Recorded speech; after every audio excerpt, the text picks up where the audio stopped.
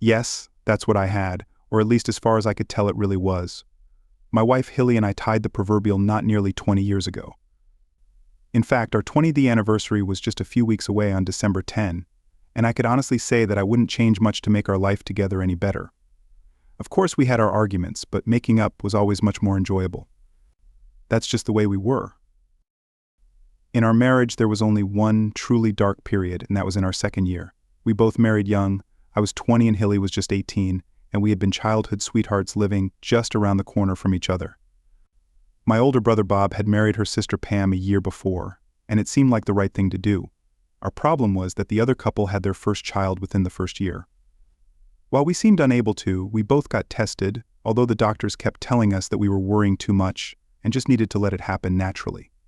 But the problem was Hilly's parents, specifically her mother, who kept nagging us to start a family. Of course, that's how their family was. And besides her sister Pam, Hilly had 3 other sisters.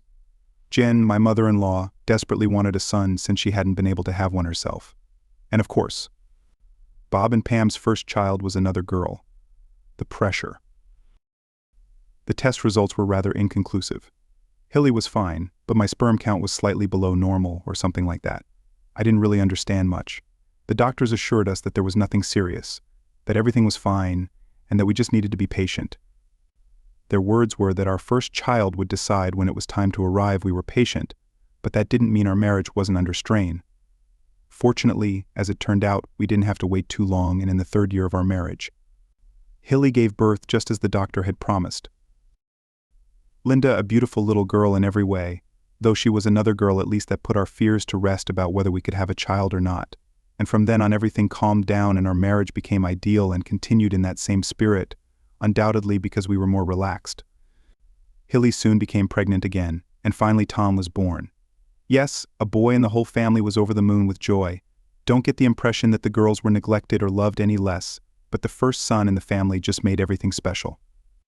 Well, I was the first to do it, I boasted to my older brother, but he just smiled at me and told me to give him some time. Well, he got his time, and sure enough, the next year they had their first son, and wouldn't you know it, 8 months later we had another one whom we named Mike. It's just like with buses, isn't it? You wait forever, and then a whole bunch of them arrive at once. Perhaps because there were 2 brothers and 2 sisters among us, we all lived like one big, happy family. Even when Hilly's other sisters got married, they were just drawn to it. It was great for the kids, and of course none of us ever lacked a babysitter when one was needed. As far as I know, the other couples were just as happy as Hilly and I, simply enjoying the wonders of married life when surrounded by a loving family. There were a few other troubles as well, like when Bob had an accident at work, and I practically had to stay by his side while they slowly transfused my blood into him. He got through it, and of course I didn't suffer from it, often joking brotherly that we were now truly blood brothers. As our 20th anniversary approached, we thought about how to celebrate it. Bob and Pam had celebrated their anniversary the year before, and everyone enjoyed getting together so much that we decided to do something similar and booked a private room at a local hotel for a large gathering of family and friends. By that time Linda was a very beautiful 17-year-old girl, younger and perhaps even more beautiful than her mother, who with luxurious dark chestnut hair and huge green eyes that drew attention whenever she looked your way. They had similar builds, both slender, with beautiful legs and other attributes that perhaps a father shouldn't focus on too much. Naturally, she had a string of boyfriends and one or another was constantly showing up at the house, but she had a sensible head on her shoulders, so we just went with the flow. Tom, as I always thought, was a bit more like me. He was sturdier and it suited him. He loved rugby, just as much as Bob and I did at his age, and at almost 16 he was already regularly playing as a halfback on his school's first team, and young Mike, the youngest of them all. Well, maybe he was going through a tough time and not being as good at sports as Tom, or for that matter, as popular as Linda. Poor Mike was having a rough few years, nothing serious, you understand. He was very smart, possibly even smarter than the other 2, and did very well in school. He just behaved like a completely normal, completely incomprehensible teenager. That day. Maybe I should have been more understanding that day. Maybe I should have ignored the mess he left on the dining table. Maybe I should have just cleaned it up for him, but did I? No. You're not going out until you clean up this mess. Mike. I said to him firmly, I'll do it. Later, he responded. sullen, "You'll do it now." "Mike." I insisted. "Why are you always picking on me?" He shouted back, losing his temper. "I'm not picking on you." I snapped. "You're part of this family and you'll follow the rules, just like everyone else who's going to make me." Mike nearly cried, truly losing his temper. "I will," I retorted, beginning to lose mine. "I'm your father and you'll do what I say." "My father, is that you?" He shouted back. "Are you sure about that?" I suddenly stopped, my next words stuck in my throat. Stunned by what he had just said, "I'm sorry, Dad." Mike jumped up, his face full of anguish. "I'm sorry, Dad, I didn't mean to say that. I'll fix it right now." With that, he turned away from me and started gathering the books and other things he had left on the table. Within a few minutes, everything was clean and he bolted out of the room without saying another word, leaving me alone in my own world, wondering if that world was about to come crashing down on me. The problem, of course, was that Mike was and always had been different from the other two, more studious, more serious, but less sociable than his older siblings. I often wondered why he was so different, and even discussed it with Hilly, but she would just shrug and say it was all in my head. Was I imagining things? What prompted Mike to make that remark? If he had just shouted it in anger and walked away, I would have been mad at him, but that would have been the end of it. But he apologized so quickly and retracted the comment. Why? What did he know that I didn't, damn it? I really didn't want to think about the thoughts racing through my troubled mind at that moment. My first reaction was to rush to find Hilly and demand to know what she had done. But where would that lead? What would I say? I could hardly just go and accuse her of sleeping with some other guy behind my back. If that were the case, she would just deny it. And if it wasn't, how could she ever forgive me for doubting her? Besides, that was 16 years ago or more.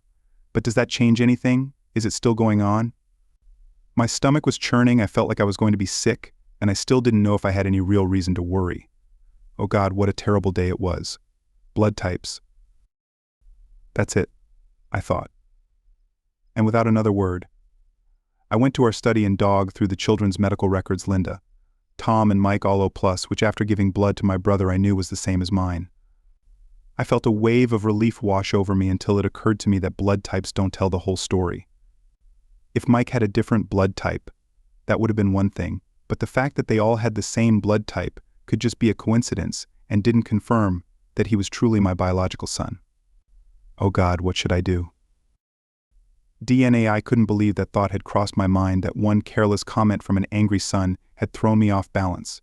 I was panicking without good reason, but when Mike couldn't meet my gaze at dinner that evening throughout the entire meal, I started to worry again. And when he rushed away from the table without saying a word to anyone, I began to worry in earnest. "What's wrong with Mike?" Hilly asked, having noticed his strange behavior as well. "I have no idea," I replied. Shrugging, "Kids, do you have any thoughts?" They both shook their heads. Probably not even noticing anything unusual was he upset about something I asked, but they just shook their heads again. After waiting for the two teenagers to leave the table, I gathered the courage to ask my wife a little more. "Mike is so different from the other two, Hilly." I began. "Any idea why that might be?" "Oh, let's not go over this again, Davy," she replied. Getting up to clear the dishes, "He's not that different. He's just a bit deeper than the other two." End of conversation. Was that deliberate, or was she genuinely indifferent to it? I really didn't know DNA. Why not look into it? And within 20 minutes I was already Googling online. An hour later my head was full of facts and figures, but honestly I didn't feel much smarter. It wasn't until Monday morning that I found the name of the lab that conducted the test. It took me almost an hour to track it down, and no doubt my secretary could have done it much faster. But how do you explain to your secretary why you need this? Exactly, that's why I decided to do it myself. They could do it. They had no problems with that, but it was expensive, especially if you wanted the results as quickly as I did. But I had to know before risking my marriage. It was Mike, my son or not. When I told them I had 3 children, they suggested I send in samples from each of them for cross-checking along with one of my own. Have you ever tried to get even a single hair from your grown children? It's not easy, I'll tell you, and considering that Mike kept avoiding me at every opportunity, this was the hardest of all. Nevertheless, I managed, sent them off, and then waited. Now all I could do was wait for the information. Was Mike my son or not? Over the next week Mike seemed to calm down again, probably relieved that I hadn't brought up his outburst. We almost reached the point where I felt I could gently bring up the subject, but I decided it was better to wait for the results now that I had gone down this path. My wife, of course, continued to be her usual loving self, and nothing else seemed to change in our routine. I can't say it was the most passionate sex we had during those few days, but I didn't turn it down. Doubts were eating me up inside, and although I tried my best to hide it from Hilly, I just couldn't have sex with her without wondering who else might have been doing it over the 20 years of our marriage. One evening we were having dinner with my brother and his wife, and when he and I were alone, I almost confessed my fears to him. We were very similar in almost everything, so if someone else was Mike's father, logic suggested it couldn't be him, my God. Why did I even think that? Had I really become that paranoid? However, something stopped me. I shouldn't burden him with my doubts, and in the end I was sure he would be there for me if the results were bad. I stayed calm, I kept quiet. I was so quiet that Hilly asked me a couple of times if everything was all right with me. I'm fine. I told her just have a few things on my mind. For a moment she looked concerned but didn't press me further. The results arrived. I asked for them to be delivered to my office just in case Hilly came home before me, and opened the letter. I read it with trembling hands, trying to make sense of what it all meant. Could this piece of paper mean the end of my marriage? I read it as far as I could tell. Mike's results matched mine well enough, and I relaxed, though I still didn't fully understand it. You can probably guess that medical terms are just a blur to me. In fact, the whole report was full of phrases like good match and close match. So it seemed like all of this had been a storm in a teacup. What a damn relief. I felt tears well up in my eyes and thanked the heavens that I hadn't shared my fears with Hilly. I decided to make it up to her that very evening, maybe invite her out to dinner, and then. Rereading the cover letter, which I hadn't paid much attention to before, I saw that the lab wanted me to call them to discuss the results. I figured it was just an excuse to make more money off me, and I wondered if it was worth worrying about. "Hello, this is Davy Jones," I said. When the phone was answered, Dr. Hoskins asked me to call him. After giving the woman some information and other details, I was finally connected to the good doctor. "Hello, Mr. Jones," he greeted me.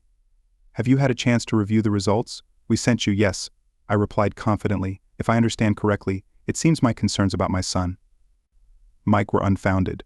"Yes, but I'm afraid it's not quite that simple." He blurted out, and it felt like the floor vanished beneath me. As I waited for him to shatter my world, "You mean, he's not my son?" I muttered in response. "That's not the case, Mr. Jones," he continued. "The likelihood that he isn't your offspring is less than 1 in a million. I would stake my entire reputation on him being your biological son." "So Mike is my real son," I replied with relief. "Yes, Mr. Jones, what's the problem?" Then I continued uncertainly what else could be wrong. By that time, I was already quite worried because I had read somewhere that a DNA test could reveal genetic diseases and the like. Was Mike sick? Did one of us have something terrible? What was he going to tell me? "It's the other 2 samples you sent." The doctor informed me seriously, "The ones from your son's brother and sister." "Yes, what about them?" I asked, beginning to panic. "Is something wrong with one of them?" "Well, it appears that they are only half-siblings to your younger son." "Mr. Jones, half-siblings." I hissed at him. "What does that mean? Doctor, what are half-siblings?"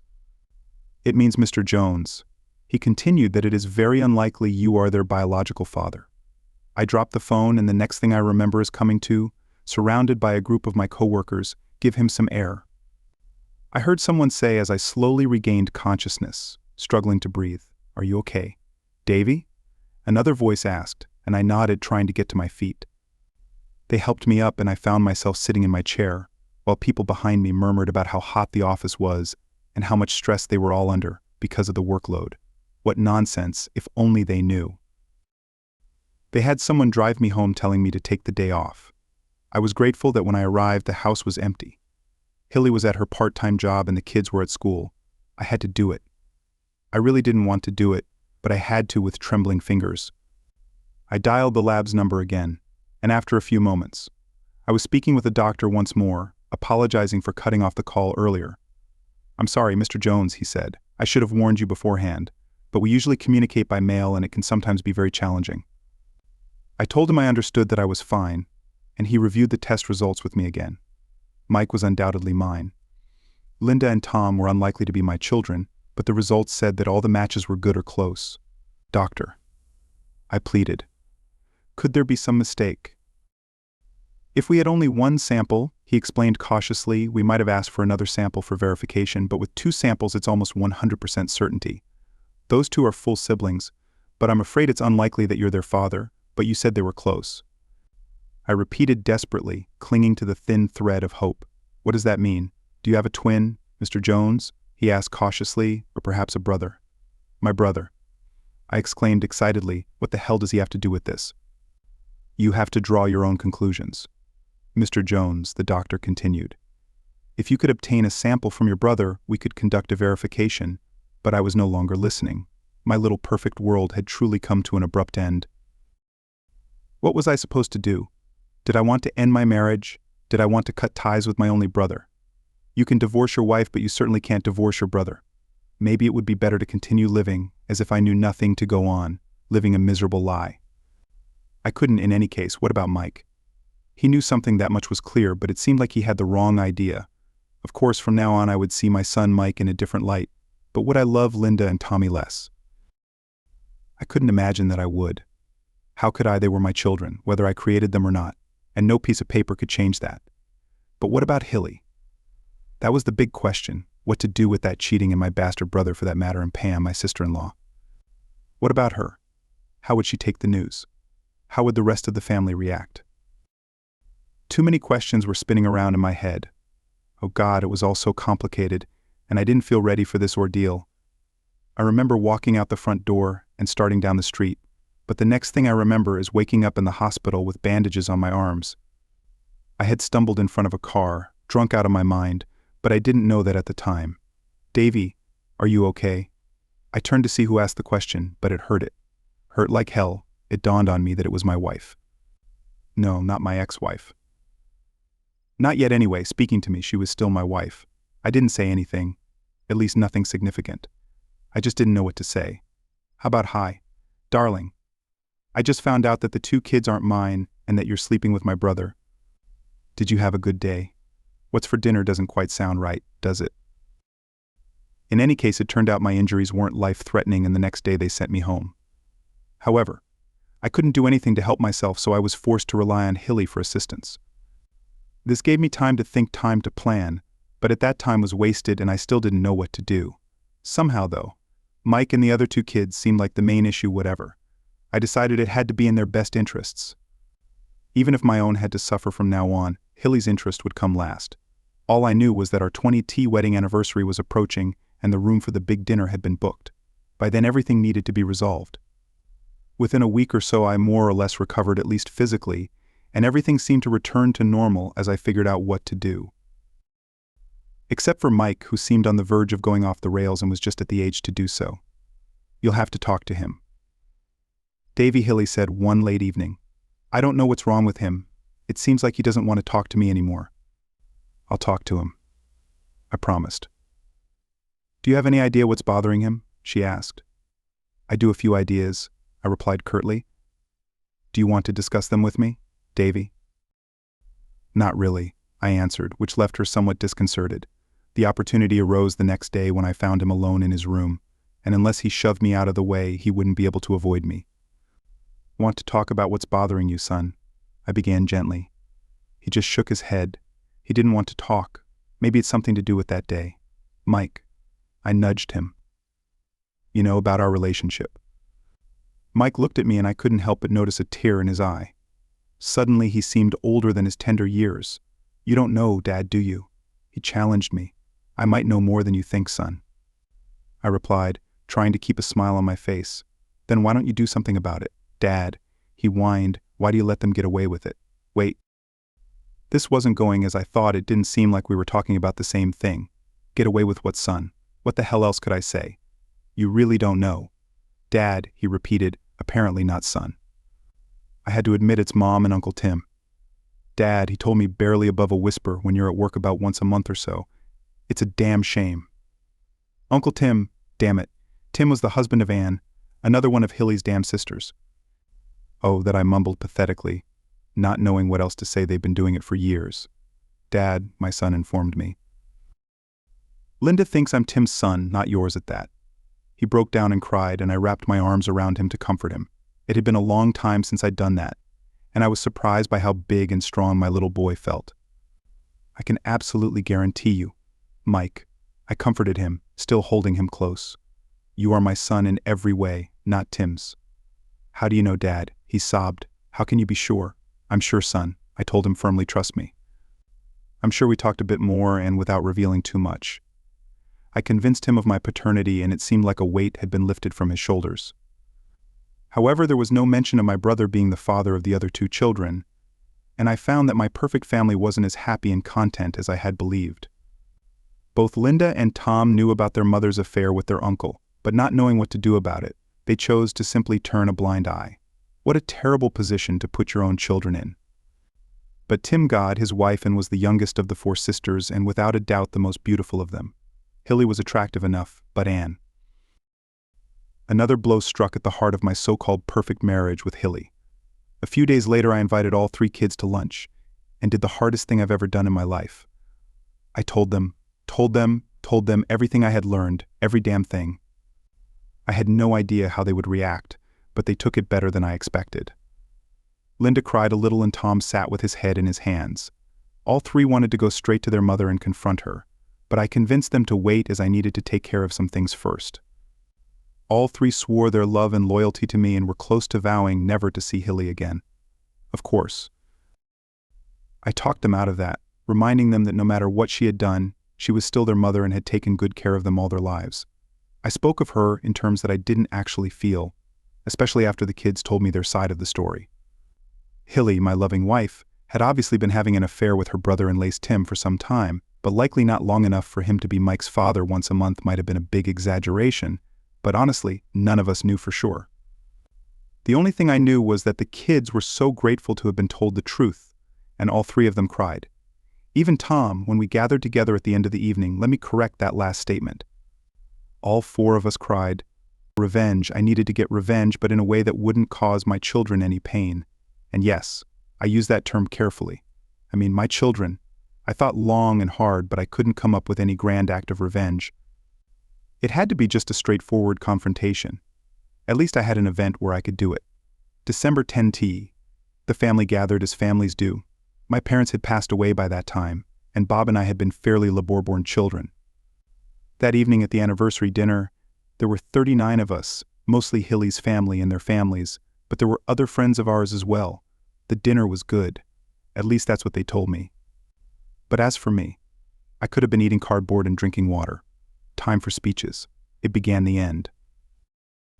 Maybe the beginning. I was sweating profusely and taking long, deep breaths to calm myself. What I was about to do wasn't easy, but it had to be done. Welcome to all our family and friends. I began, and for a few moments I continued speaking about trivial. And now let's celebrate 20 years of marriage with my wife Hilly. I finally concluded there are some very interesting, even intimate and personal things about my marriage to my dear wife that I want to share with you all. There were chuckles around the table and one or two crude comments about our supposed sex life. Hilly brushed. They all thought I was joking, but how wrong they were. As the laughter died down, Linda was the first to rise from her seat and head toward the exit of the dining room, followed by Tom and then Mike. They didn't say a word to anyone, and the entire table watched their backs in astonishment.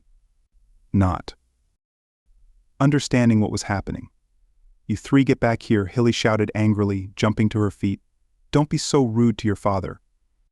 Only Tom responded, turning briefly to look at his mother and shake his head in disapproval before joining his brother and sister outside. "Davy," my wife called out to me. "Do something, tell them to come back immediately." "It's all right, dear," I said to her very firmly. "They already know what I'm about to say, and since it concerns the three of them, maybe it's better if they're not here." Hilly's mouth fell open in shock. At first she was surprised by how I responded to her demand and then by the growing concern, as her mind must have raced through all the possible reasons for my behavior. "Sit down, Hilly." I told her my tone, leaving no doubt that I was not to be trifled with. As I was saying, I continued looking at the people around me. I've had 20 wonderful years of marriage, a perfect marriage. Or so I thought until a couple of weeks ago I paused for effect, and the atmosphere around the table became charged with tension. Some looked confused, others still smiled, expecting a joke, but a few were clearly very worried, which surprised me. Imagine my surprise. I went on when no one spoke to find out that Linda, my beloved Linda, isn't actually my biological daughter. Oh God, Hilly quietly sobbed, covering her face with her hands. The only one to make a sound. "Would you like to tell everyone who Linda's real father is?" Hilly? I asked her, but she remained silent. Only. Sobbing loudly, the only sound breaking the complete silence around me. All right then, I continued. Does anyone else want to tell everyone who Linda's father is? Does anyone else want to tell everyone who's been sleeping with my wife behind my back? No one spoke, and I just stood there, glaring angrily at the relatives and friends around me, as horrible as it was, in some strange sense. I took a twisted pleasure in taunting the people who had deceived me. None of them knew how much I had uncovered. I couldn't resist throwing a particularly harsh look at my brother Bob, and he noticeably wilted under my gaze, realizing that the game was over. So no one is going to confess. I asked them, do I have to tell everyone who it is? Then, to my surprise, Bob's wife Pam jumped to her feet. It's not what you think, Davy, she cried in anguish. It wasn't some sordid affair or anything like that. It was just sex a few times to get Hilly pregnant. The whole family was desperate for a boy, especially mother, and you didn't seem able to father a child. If anyone had hit me with the proverbial feather at that moment, I surely would have been knocked over just like that. She knew, she damn well knew. Pam knew that her husband, my brother, was the father of my daughter. I looked around the table and saw that it had divided into two camps, friends who didn't know, and family who for the most part seemed to know. As I stood there trying to gather myself one by one, the friends stood up, made excuses, and awkwardly left, leaving about 17 or 18 of us. All family members, go and play over there, said Julie, one of Hilly's sisters, and one by one, the younger children were led away. The teenagers were also asked to leave, but this was like a cross between EastEnders, Coronation Street, and Neighbors. All rolled into one, and not one of them budged. Fair enough. You all damn well knew, didn't you? I exclaimed, looking around. You all knew about this damn fiasco, except maybe the kids. A couple of the husbands looked a bit confused, but otherwise no one denied it. Listen. Davy, my brother, said it's not what it seems. Honestly, he wanted to add another stupid comment, but my hate-filled glare made him shut up. So you all knew that Bob was having sex with my loving wife, and was Linda's father. I demanded of those sitting at the table. No one said yes, but again no one denied it either. It was only 3 times Davy Pam spoke up again, just enough for her to get pregnant. Whose damn idea was it? I shouted at them, my temper beginning to flare again. No one said anything, but far too many glances were directed at Jin, my mother-in-law. I could have guessed thanks. Mom, I said to her solemnly, your desperate desire to have a son in the family cost me my marriage. No. Hilly cried out, finally deciding to participate. Please don't say that, Davy. You can't say that I couldn't live without you. Surely you can forgive me for just one mistake. One mistake. I asked her, just one mistake. Of course. Darling, Hilly sobbed. It was just that one time. It seems terrible now. But when Mom planned all this many years ago, it seemed logical. And what about Tom? Of course he's yours, Davy, she whimpered. What do you mean? Wrong. I told her I had a DNA test done, and his father is the same man who fathered Linda. The atmosphere at the table immediately shifted. What are you saying? Davy, Pam exclaimed in shock. You heard me. Pam, I said to her. If my ever-loving brother is Linda's father, then he's also Tom's father. Silence this. Information was clearly new to everyone at the table, or at least to most of them. You're a bastard. Bob. Pam turned to her husband when the realization came. You promised me, and then you went back to that. Bob just hung his head, wishing he could be anywhere else, and you can't, shouted. Pam at Hilly. I agreed to let you have my husband for just 1 week, and you kept sleeping with him. With that, she took 3 steps toward her sister and slapped Hilly across the face with all her might. Idiot, crap, blood-sucking cow. She cursed at Hilly, hitting her over and over, stopping and breaking into sobs only when one of the others pulled her away from her younger sister. Happy now, Mom? I spat at Jin, but all she did was stare blankly at me. So who else has been sleeping with my wife behind my back? I asked when no one else spoke, looking directly at Tim, who was sitting on the opposite side of the table from me. You bastard, Julie screamed next to me. That caught me off guard too. So it's true what they told me that night. Isn't it, you bastard? You actually slept with her that night at the party. Oh. What's going on here? Julie was yelling at her husband Ted, who looked like a lamb, not denying a thing. And you, my dear sister, she shouted at my wife. Did you sleep with all the brothers? Well, she definitely screwed him. I added sincerely, actually starting to enjoy the whole show. What I didn't. Tim wasn't even good at lying and wasn't very quick that evening. failing to dodge his wife and fist as she punched him in the nose, "Don't come back to our house tonight," and yelled at her husband, and in fact never come back. That goes for you too. Pam told Bob, "I'm divorcing you and I never want to see you again." The three scorned sisters linked arms and headed for the door. "You're no sister of ours," they shouted in Hilly's face as they stormed out. "Are you happy now, Jin?" I asked my mother-in-law, but her expression didn't change. She just sat there, staring straight ahead, while Hilly continued sobbing in her arms. "I'm sorry, Davy, my father-in-law." Al finally interjected. If I had known, he trailed off, lost for words, but he was the only one among these bastards who made any effort to apologize. Then my brother Bob walked around the table and approached me, extending his hands with a look of utter shame on his face. "Davy," he stammered. "Davy, what can I say? Nothing." "You bastard." I spat back, and with little force. I swung at him, landing a punch square on his chin. Maybe it wasn't strong, but the timing was perfect, and he stumbled back, tripping over a chair and sprawling on the floor, not in a hurry to get up. I guess you could say that at that moment the party was over. It seemed like the fun had drained out of the whole evening.